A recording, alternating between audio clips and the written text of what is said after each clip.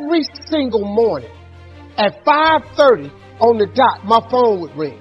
Steve, this is John Walker. How you doing, man? It's going to be a great day. How you feeling? Yeah, John, I'm asleep, man. He said, every time I call you, I've called you 37 days in a row, and you keep answering the phone like something's wrong. He said, man, when you going to change your attitude? He said, when you wake up in the morning, man, you got a bad attitude, which pretty much explains why you've been having a lot of bad days. And he said, man, I hate that about you, man, because you're such a cool dude. You got so much potential. He said, man, I'm sorry to bother. And he hung the phone up. Next morning, I'm damn near sitting up in the bed. Hello? Hey, Steve, it's John Walker. I said, hey, John, what's happening, man? What's going on with you, baby? I said, it's Steve Harvey, man. He said, Steve, how's it going? I said, man, I'm having a great day, man. I'm having a great day, John, man. You don't believe it, man. I got some great stuff going to be happening. He said, man, you my man. Click, and he hung up. You didn't cause the storm. The storm is not your fault. It's not like Peter went in the wrong direction. It's not like this guy knew that this guy was going to pass out on the plane. You did not cause the storm. So stop allowing that voice to accuse you, because Satan is an accuser of the brother, and he will say you brought this on yourself. You're a fool. You shouldn't have never done it. You must have lost your mind. What is it about you that made you think you could do something that big? You must be crazy. You must know storms come to everybody. Anointed people, saved people, unsaved people, backslidden people, whorish people, straight people, gay people, cute people, ugly people, fat, bone-legged people. Everybody has storms. What made you think that you would be exempt from going through storms? I want to talk to you today about favor in the storm. When we think of favor, we think of something good happening. We received a promotion. We met someone special. The medical report turned around.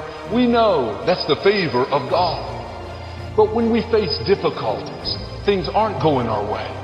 We're still taking the medical treatment. Our finances haven't turned around. The promotion didn't go through. Doesn't seem like we have favor. We have all these obstacles. But having favor doesn't mean you won't have challenges. Favor is what's keeping those challenges from defeating you. When you're in a difficult time, you may not see it, but favor is what's pushing back forces of darkness. Favor is what's keeping that sickness from taking your life. Favor is what protected you in that accident. If you didn't have favor, you wouldn't still be here. The enemy would have taken you out. You may not recognize it, but you have favor in the storm. Favor taking the treatment. Favor dealing with an addiction. The scripture says God's favor surrounds you. It doesn't come and go. It's with you in the good times and in the tough times. When the Israelites were headed to the promised land, they came to the Red Sea. Pharaoh had just let them go, but he changed his mind, and he and his army came chasing them. The Israelites were at a dead end. They had nowhere to go. Moses held up his staff, and the waters parted. Those 2 million people begin to walk through on dry ground. We look at it today, and in hindsight, it's easy to see they had favor. The waters parted. But imagine being there, having to walk between walls of water, not knowing if at any moment they were going to collapse, holding your children tightly, the enemy chasing you, closing in. It was loud. People were panicking, all kinds of commotion. I don't think they walked through calm and collected. They were nervous, afraid, thinking of everything that could go wrong. What if these walls of water don't hold up and we all drown? What if we won't make it through in time? What if the Pharaoh catches us? There were 1,000 things they could have worried about. It wasn't until they got to the other side, until they were back on land, that they began to rejoice. Then they knew they had favor. The truth is, they had favor the whole time, they just couldn't see it. Favor is what was holding back the walls of water. Favor is what kept the enemy from catching them. When we're in the middle of a difficulty, sometimes we don't recognize that we have favor. It's easy to focus on all the things that could happen. What if I don't get well? What if I can't find another job? What if my child doesn't get back on course? You could live worried, losing sleep, panic, or stay in peace. You have favor in the storm. God is pushing back forces of darkness for you. He's not allowing the sickness, the addiction, the trouble at work to keep you from your purpose. There is a force working for you in the middle of the storm that is greater than any force that's trying to stop you. Quitting guarantees the failure. Once you quit, it rules out any chance of succeeding. The mere waking up every day, putting the next foot in front of the next foot, at least keeps you in the game. And if God is waking you up continually every morning, once God wakes you up, that's a sign from God that He ain't through with you yet. That He has something more for you in store that He hasn't given to you yet. That's why you wake up every day. Because God has more for you. Now, all you got to do is understand that. Because look at this. The moment God is done, when you served your purpose here, you won't wake up. But if you keep waking up, don't you understand that there's a higher purpose? Your goal in life is just to get into a relationship with God where you can understand the purpose. And it ain't got to match nobody else's. You know, quit trying to be saved like everybody else. You got to get saved for yourself. You know, people all the time, I get questioned as a Christian all the time. I can't believe you're a Christian, you cussing. Well, I'm a Christian that cuss. I'm still a Christian, I believe in God. What you want me to tell you? But if you knew who I used to be, you'd be perfectly fine with this occasional cussing that I'm doing now. You really would. If you knew that I really did. You...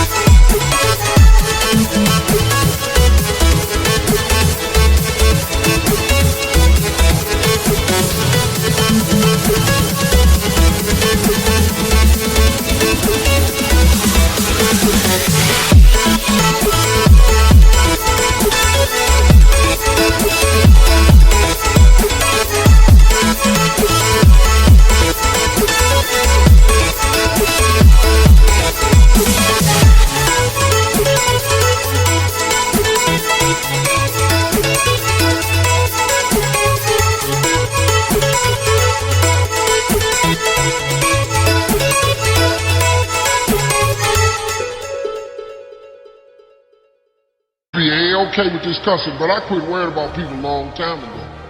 People ain't got no heaven for you. People can't save you. And then I was thinking one day, if the scripture is true, that there's none perfect, no, not one. God, no perfect. But there is a heaven. Everything that I know about God that matters, I learned it not in a concordance, not even in a scripture. I learned it all in a story. When you look around, you may see walls of water. You see opposition, trouble, sickness. It looks frightening, but keep the right perspective. It cannot defeat you. Like the Israelites, the favor God put on your life is going to bring you safely through. The enemy doesn't have the final say, God does. What He has purposed for your life will come to pass. No bad break can stop you. No sickness, no addiction, no person. God is in control. Instead of being frustrated by the problem, worried about your health, upset over the bad break, turn it around. Father, thank you that I have favor in the storm. Thank you that favor is keeping my enemies from defeating me. It's easy to believe we have favor when good things are happening. What I want us to see is we have favor when we're in between walls of water. We have favor when enemies are chasing us. And sometimes we're so focused on the threat and what's coming against us, we don't recognize that without the goodness of God, we wouldn't still be standing. The psalmist said, God has anointed you, He is steadying you, making you strong, and your enemies will not get the best of you. In the middle of that difficulty, you need to remind yourself who you are. So if the storm had been that bad, how come the water didn't wake up Jesus? But the enemy has a way of amplifying trouble in your mind to make you think that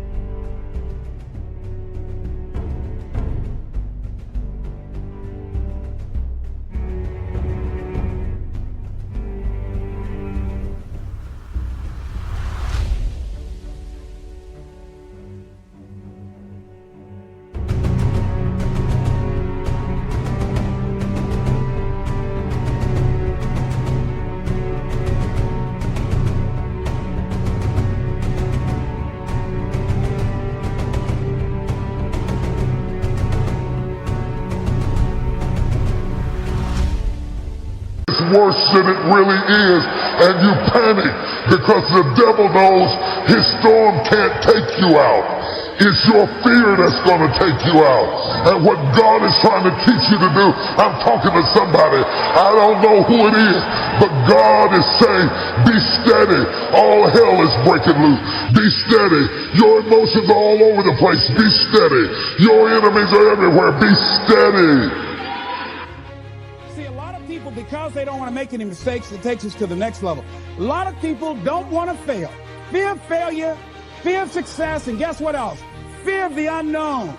I saw a guy last week, came up to visit me, haven't seen him for years. Bob Boyd from Columbus, Ohio. Bob Boyd introduced me to motivational tapes, introduced me to a lot of motivational speakers and positive thinking, and a multi-level marketing company at that time called Bestline Products had an inspirational leader named Bill Bailey. Jim Rohn was in that as well. And so Bob Boyd, that folded. But here's what about Bob Boyd. Why I was interested in seeing Bob last week that drove up from Columbus. Bob Boyd, that I know has been involved, personally I know, and I've been involved in business deals with him. Bob has had at least 30 failures that I know. 30 business failures since I've known him since 1972. Incredible. So I wanted to hear this deal that Bob is bringing me. Les, I've got to talk to you. So he came in the traditional Bob Boyd fashion. Hello, Les, how you doing? I said, fine, Bob. I wanted to know if Bob had lost in his fire, steam, had life beaten his dream out of it. Bob said, Les Brown, I've got a deal. You know, you get exposure to a lot of people. Man, I've got a deal. I'm thinking, does he want me to join Amway? What is this? Man, I've got something going. Man, this thing, man, Les, it's a money machine. I said, tell me about it, Bob. But here's what was going on in my mind. Bob didn't mention anything about all the losses, deals we'd lost some money on. It never came up in conversation. It was like, this is the first deal he ever brought me. I said, what courage? You know what Winston Churchill said? You know what Winston Churchill said about courage, Pat? He said, courage is the ability to go from failure to failure without losing enthusiasm.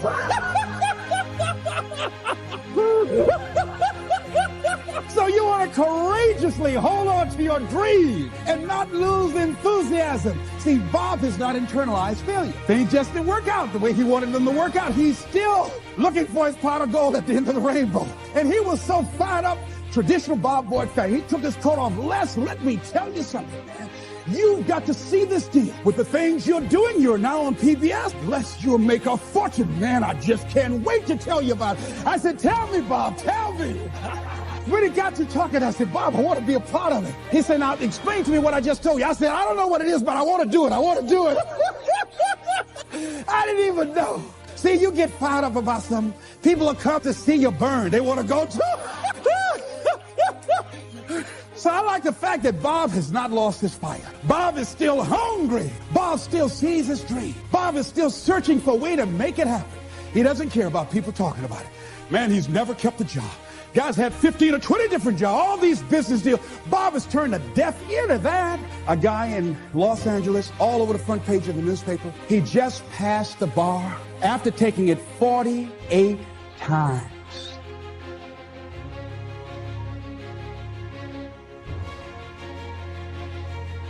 He had more than enough reason and excuses not to take it. His son has a law firm. He could have been a legal assistant, a clerk. And people all of a sudden used to laugh at this guy. He was a laughing stock. Are you taking the bar lately? Can you imagine what they did to this dude?